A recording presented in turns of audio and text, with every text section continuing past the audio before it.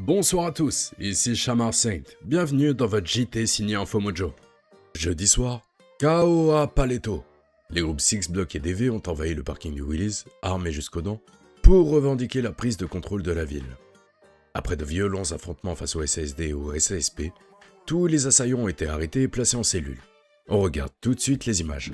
Aujourd'hui, Paleto, c'est une zone de non-droit. Vous allez voir ce qui va se passer.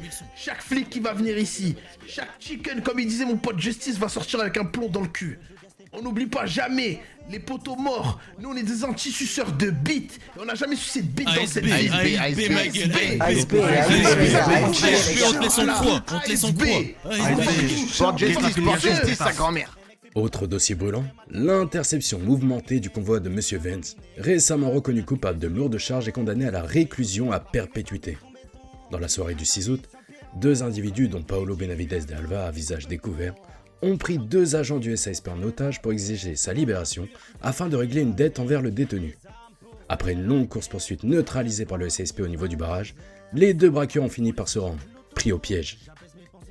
Enfin, braquage pour le moins insolite dans la nuit du 5 au 6 août.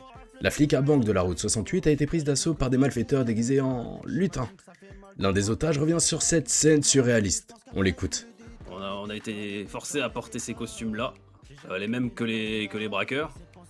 Et une fois dedans, alors moi je vous avoue que j'avais fumé 6 pétards avant, donc j'étais complètement défoncé pendant le braquage. Et l'ambiance elle était géniale. Nous entre braqués, les braqueurs étaient super cool. Bon, ils faisaient un peu leur boulot de braqueur quoi, mais c'était super cool. On a pu foutre de la musique à donf, on a pu jouer au Joy Station alors qu'on était derrière le comptoir. Il y a juste vers la fin où ça a été un peu moins cool, où on a tous été bâillonnés et ils nous ont forcés à rentrer à 4 dans une voiture.